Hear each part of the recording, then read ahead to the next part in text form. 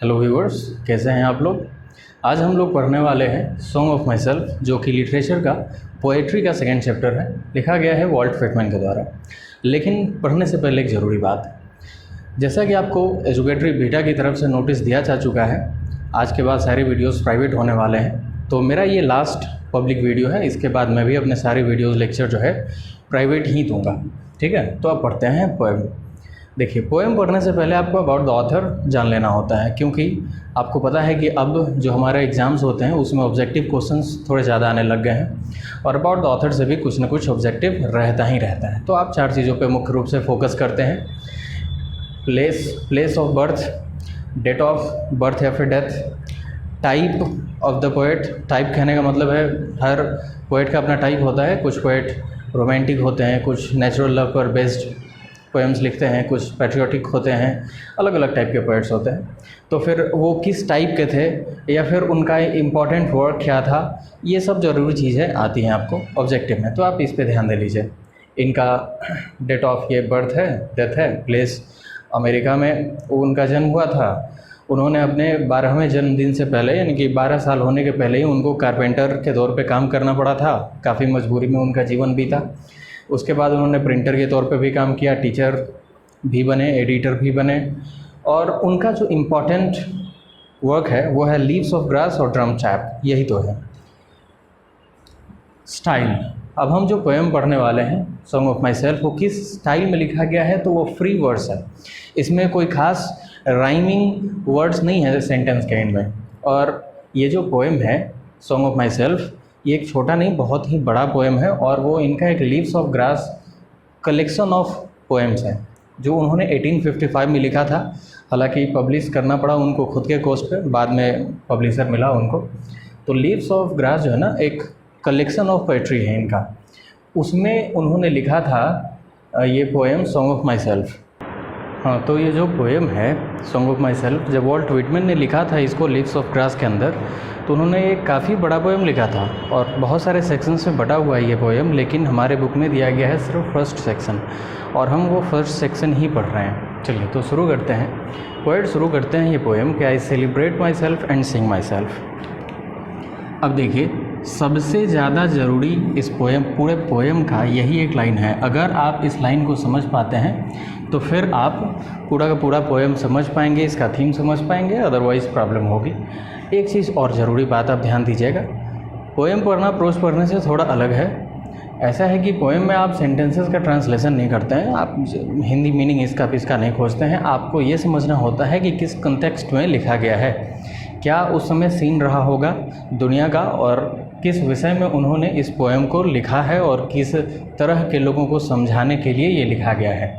तो आप समझिए, I celebrate my self and Singh my self जब कहा जा रहा है कि मैं खुद के गीत गाता हूँ, मैं खुद ही में मगन रहता हूँ, तो आप आई पर फोकस कीजिए। आखिर मैं यहाँ पे क्यों कहा गया है? अब मैं तो, ये तो सही बात है, ये है आई वॉल्ट व्हिटमैन के लिए, लेकिन उन्होंने ऐसा कहा है कि ये वॉल्ट व्हिटमैन ने कहा है कि ये जो आई है सिर्फ एक इंडिविजुअल तक ही लिमिटेड नहीं है। ये जो भी रीडर होगा, जो भी लोग इसको पढ़ रहे होंगे, ये सभी के लिए है। सारे लोग इसको फील करेंगे अपने तौर पे। ऐसा है कि इस पोएम में, इस लाइन में, पोएट ह्यूमन बीइंग होने को एंजॉय कर रहा है, इंसान होने को एंजॉय कर रहा है। तो the question is why we call ourselves human being. You know, human being, why do we call it human being? Because human beings have ability to be और become. See, a tree or an animal cannot become what they wish, but human beings can act like whatever they wish. They can act like a tree, they can provide shelter to so many people out there, and a person can act like an animal if he wishes. But if a tree wishes, he cannot become something. If an animal wishes, it cannot become something. So that is why we call ourselves human being. और अगर हम लोग अपने आप को human being कहते हैं तो हम हो सकते हैं कुछ, सब कुछ हो सकते हैं जिस तरह का हम बनना चाहते हैं। तो पोएट जो है ना, अपने आप को ह्यूमन बीइंग होना एंजॉय कर रहे हैं, ठीक है। और वो कह रहे हैं कि अब मैं खुद में ही मगन हूँ कि मैं इंसान हूँ, मैं खुश हूँ कि मैं इंसान हूँ, ठीक है। और इंसानों में एक ख़ास बात क्या है कि वो सोच सकते हैं, सबसे ज़्यादा सोच सकते हैं, और अपने दिमाग का अच्छा खासा इस्तेमाल करते हैं, और फिर उसके बाद हमारे सिविलाइजेशन को उन्होंने इतना डेवलप किया है। लेकिन हमारा सिविलाइजेशन, हमारी सभ्यता बहुत डेवलप होने के बाद भी इसमें बहुत सारी बुराइयाँ, बहुत सारे तरीके के भेदभाव हैं, और उन्हीं चीज़ों पर पोएट ने इस पोएम को लिखा है कि आखिर इस दुनिया में बहुत सारे तरीके के भेदभाव जो कि कास्ट पर बेस्ड हैं, जो कि कलर पर बेस्ड हैं, रिलीजन पर बेस्ड हैं, और भी बहुत सारी चीज़ों पर आधारित हैं। तो ये सब भेदभाव क्यों है आखिर इस दुनिया में? इस दुनिया में लोगों ने एक दूसरे के प्रति नफ़रत का, घृणा का, ईर्ष्या का, क्रोध का भाव आखिर क्यों रखा है? क्यों ना इन सब चीज़ों से छुटकारा पाया जाए? और इन सब दुनिया की बुराइयों को जान करके पोएट काफ़ी दुखी हैं, और उस सीन में इन्होंने लिखा है। पहले आप सीन समझिए कि किस सीन में लिखा गया है। तो आगे है what I assume you shall assume. कहने का मतलब ये है जैसा मैं सोचता हूँ, जो मेरी मान्यताएं हैं, जो मैं मानता हूँ, वही आप भी मानते होंगे। यू यहाँ पे बिल्कुल रीडर की तरह, रीडर के लिए कहा गया है, क्योंकि जब कुछ भी एक कंपोजिशन होता है, कोई एक रचना होती है, और उसमें यू जो होता है ना, पर्सन को, रीडर को फील करवाता है इंडिविजुअली कि वो मेरे ही लिए है, और वो उसको ज़्यादा अच्छे तरीके से फील कर पाए। तो इसीलिए कहा गया है कि जैसा मैं सोचता हूँ वैसा आप सोचते हैं। सीधी बात यह है कि इसमें कहा गया है कि इंसान एक ही तरह का होता है, इंसानों के बीच में किसी भी तरह का कोई अलगाव की भावना नहीं होनी चाहिए, क्योंकि बने तो इंसान एक ही तरह के हैं। खून का इंसान का एक एक कतरा बिल्कुल वैसा ही है, जैसा मैं हूँ वैसा ही आप हैं, उसी तरीके की पूरी दुनिया है। ठीक है, आगे देखिए, कहा गया है कि I loaf and invite my soul. मैं विचार करता हूँ, मेरा मन भटकता है, और मेरा मन भटकता है और अपनी अंतरात्मा को पुकारता है, आखिर पुकारता है। और आई लीन एंड लोफ, मैं रेस्ट करता हूँ और रेस्ट करता हूँ, और फिर मेरा मन भटकता है जब मैं शांत रहता हूँ, जब मैं आराम कर रहा होता हूँ। तो फिर अब देखिए, कहा गया है कि observing a spear of summer grass, इस ग्रास पे ध्यान दीजिए। जैसा कि मैंने अभी भी बताया था कि ये जो सॉन्ग ऑफ माई सेल्फ है, कोई छोटी नहीं, काफ़ी बड़ी सी कविता है, बहुत सारे सेक्शंस में लिखा गया है। और इस सॉन्ग ऑफ माई सेल्फ का जो सेक्शन 6 है ना, उस 6th सेक्शन में वॉल्ट व्हिटमैन ने ग्रास के बारे में बात किया है। उसको पूरे सेक्शन में सिर्फ ग्रास को ही उन्होंने एक्सप्लेन किया है। एक छोटा सा बच्चा होता है जो कि घास अपने हाथ में भर करके लाता है वॉल्ट व्हिटमैन के सामने और पूछता है कि ये क्या है, ये घास क्या है। दोनों में अंतर है। अगर कोई चीज़ पूछा जाए कि ये क्या है तो आप बता सकते हैं, लेकिन वो चीज़ क्या है फिर उसमें दिक्कत हो सकती है। आप उसको ढंग से समझिए। जैसे कि मान लीजिए ये पेन है, मैंने आपसे पूछा कि ये क्या है तो आप बता दोगे आसानी से कि पेन है। ये क्या है, शर्ट है। ये क्या है, तो माइक्रोफोन है। ये क्या है, वॉच है। आपके हाथ में क्या है, मोबाइल है। ये सब बता देना बिल्कुल आसान है। लेकिन अगर पूछा जाए कि ये पेन क्या है, ये कलम आखिर क्या है, तो फिर थोड़ा सा फिलोसॉफिकल होकर के कोई लोग इसको बता सकते हैं, एक्सप्लेन कर सकते हैं। और पोएट हैं आखिर वॉल्ट व्हिटमैन, फिलोसॉफिकल तो होंगे ही। और बच्चा उनसे पूछता है कि आखिर घास क्या है, तो फिर वो थोड़ा फिलोसॉफिकल होकर के दार्शनिक भाव से सोचने लग जाते हैं कि घास क्या है। कभी कभी उनको उसमें घास में प्रकृति दिखता है, प्रकृति की सुंदरता दिखता है, कभी उनको लाइफ दिखता है, बहुत सारी चीज़ें। और ये देखिए स्पीयर की बात करी गई है। स्पीयर भाले की जो नोक होती है। तो समर में, गर्मियों के दिन में अगर हरी घास है तो एक अच्छा संकेत है, वो एक अच्छा होप है, वो थोड़ा कंफर्ट की भी निशानी है। लेकिन उसमें स्पीयर, ऐसा नहीं कि आप इसका ट्रांसलेशन करोगे कि घास का नुकीला भाग, नहीं। यहाँ पे कहा गया है, इस पोएम के कंटेक्स्ट में आप ये समझोगे कि घास का जो ऊपरी नोक है ना, वो भी इस समय जब दुनिया में बहुत सारा भेदभाव, नफ़रत, घृणा वगैरह है और दुनिया परेशान है, अब उनको गर्मी के दिन में जो हरी हरी घास है ना, वो भी भाले की तरह चुभ रहा है और वो चुभन से परेशान है। और आगे कह रहे हैं कि मेरा शरीर खून का एक एक कतरा इसी मिट्टी से बना है, इसी हवा से बना है। इंसान, बस सीधी बात यह है कि इंसान का शरीर एक ही तरह का है। आपने पढ़ा भी होगा, सुना भी होगा कि क्षितिजल, पावक, गगन, समीरा और पंच तत्व से बना शरीर है। ऐसा कहा गया है ना कि इंसान का शरीर हमारे आसपास का जो वातावरण है उसी से बना है और फिर उसी में एक दिन विलीन हो जाना है। तो कहा यही जा रहा है कि इंसान का शरीर एक ही तरह का है। जैसा मेरा शरीर है वैसा ही आपका शरीर है। लोग जो है ना एक ही तरीके के पेरेंट्स से पैदा हुए हैं और उनके पेरेंट्स भी वैसे ही थे और उनके भी पहले के पेरेंट्स उसी तरह के थे, यानी कि सभी इंसान एक है। दुनिया में किसी भी तरह का कोई भी भेदभाव होना नहीं चाहिए, लोगों को एक दूसरे के बीच में कोई भी अंतर महसूस करना नहीं चाहिए। अभी मेरा उम्र, ये वॉल्ट व्हिटमैन कह रहे हैं कि अभी उनका उम्र जब ये पोएम लिख रहे थे तो 37 ईयर्स हैं, वो 37 साल के हो चुके हैं। अभी उनका शरीर स्वास्थ्य अच्छा है और इस उम्र में वो शुरू करते हैं एक मैसेज को बताना, ठीक है। और इस मैसेज को बताना कि इस दुनिया में जो बहुत सारे भेदभाव है, बहुत सारी चीज़ों के आधार पर, वो होना नहीं चाहिए, क्योंकि दुनिया में सारे इंसान एक ही हैं। तो अब इस मैसेज को वो बताना शुरू करते हैं और वो तब तक बताने का कसम खाते हैं जब तक कि उनकी आखिरी सांस आ न जाए, जब तक कि उनका डेथ ना हो जाए, तब तक वो इस मैसेज को सब तक पहुंचाते रहेंगे। तो पोएट आगे कह रहे हैं, creeds and schools in abeyance, retiring back a while, sufficed at what they are, but never forgotten। Creeds की बात कर रहे हैं, जो बहुत सारे समुदाय होते हैं, एक खास स्कूल ऑफ थॉट जो है समुदायों के बारे में, उस पर थोड़ा बात करिए, उस पर बात कर लेते हैं। देखिए, ऐसा है कि अगर एजुकेशन के बारे में कुछ पहले जान लीजिए। ऐसा है कि अगर आप फिज़िक्स पढ़ रहे होते हैं, जो फिज़िक्स में बहुत सारे लॉस पढ़ते हैं, हो सकता है कि लाइफ में आप आगे चल के भूल जाए। केमिस्ट्री में भी अगर आप बहुत सारे रिएक्शंस पढ़ रहे हैं, केमिकल रिएक्शंस, तो हो सकता है कि आगे चल के भूल जाए, इनफैक्ट भूल ही जाएंगे।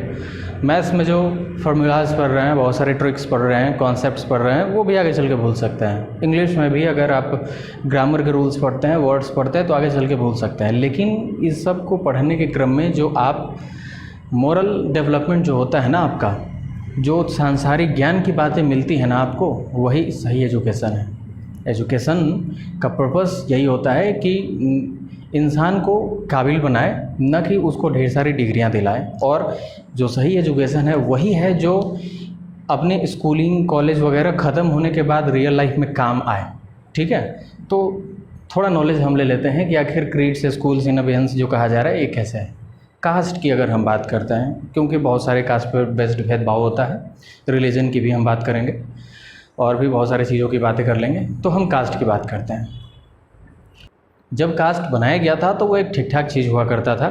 उस समय एक सोशल सिक्योरिटी की ज़रूरत पड़ती थी, क्योंकि पहले ना लॉ एंड ऑर्डर थे नहीं, कोर्ट्स इतने ज़्यादा थे नहीं, राजा की प्रजा हुआ करती थी और हर जगह उनकी पहुंच उतनी अच्छी नहीं हुआ करती थी।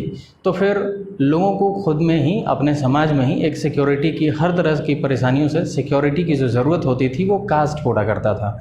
मान लीजिए कि अगर आप बहुत बीमार हो जाए या फिर किसी भी तरह की परेशानी है आपके घर में, तो फिर कोई ना कोई एक ऐसा इंसान होना चाहिए ना जिसका जाके आप दरवाज़ा खटखटाओगे, कुछ ना कुछ ऐसे तो क्लान आपका एक होना चाहिए। तो उसी एक ग्रुप वाइज लोगों को बांटा गया था और वो एक ठीक ठाक चीज़ थी और वो काम के आधार पर बांटा गया था।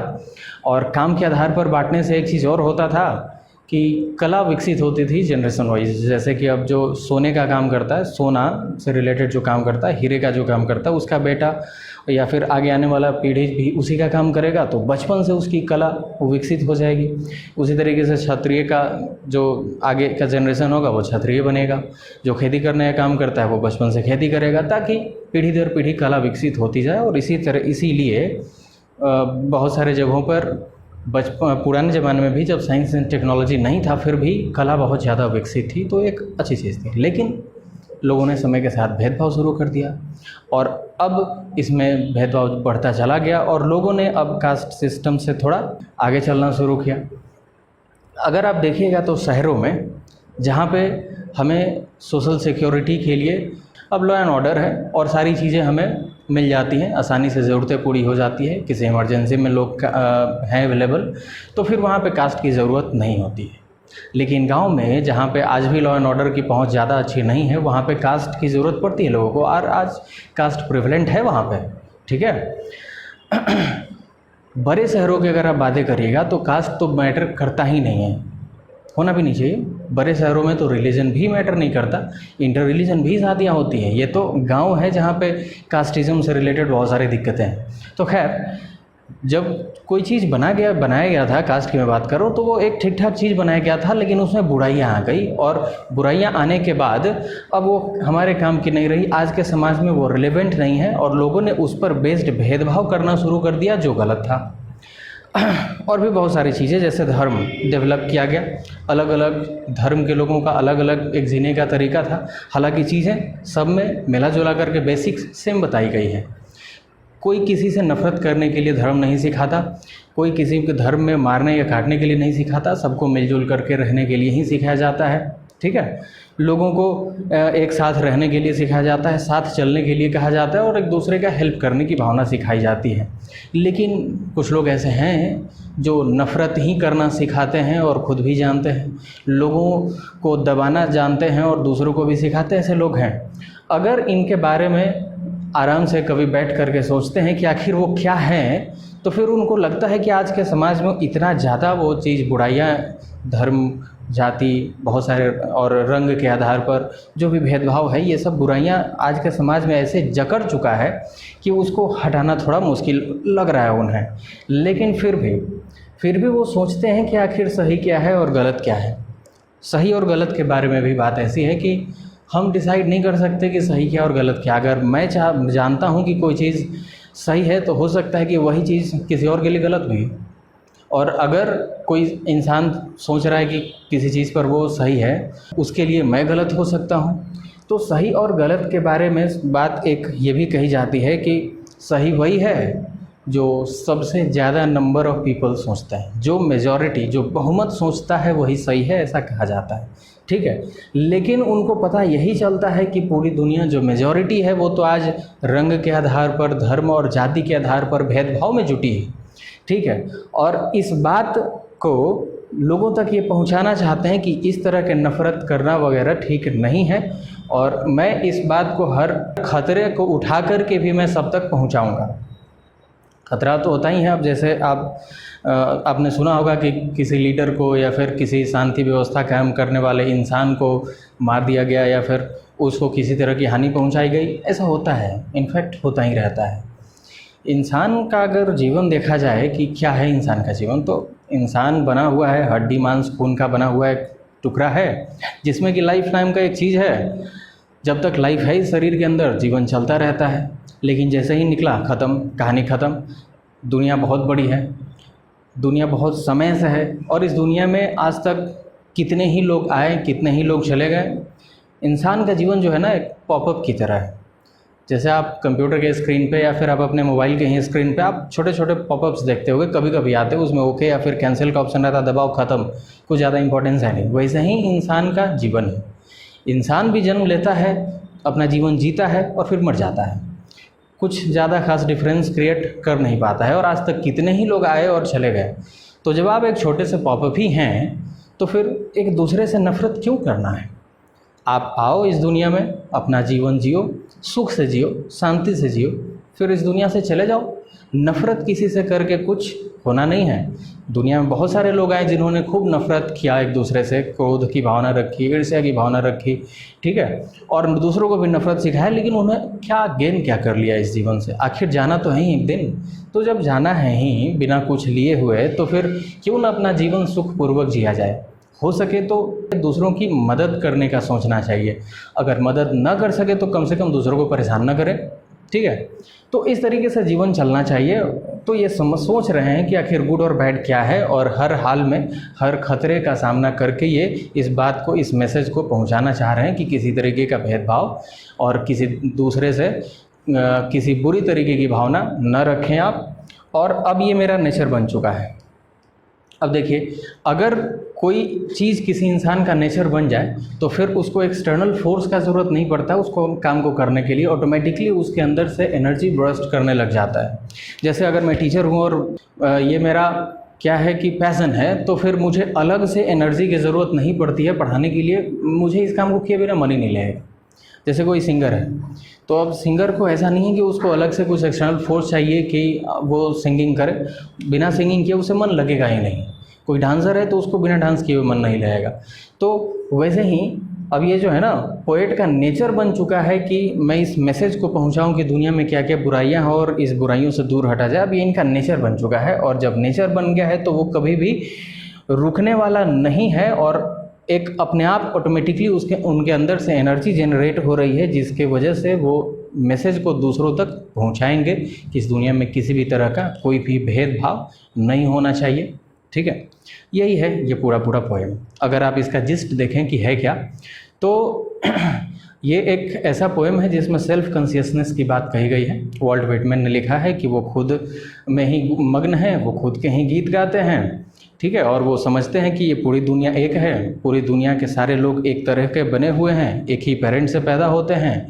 इंसान का जीवन क्षणभंगुर है, इंसान जन्म लेता है, मर जाता है, और ऐसा है कि बहुत सारे तरीके का जो भेदभाव है आखिर इस दुनिया में जो इंसानों ने क्रिएट करके रखा है, भेदभाव होना नहीं चाहिए, क्योंकि इंसान का जीवन छोटा सा है ही, आना है और इस दुनिया से चले जाना है, तो फिर क्यों ना सुखपूर्वक रहा जाए, खुद भी और दूसरों को भी थोड़ा हेल्प किया जाए।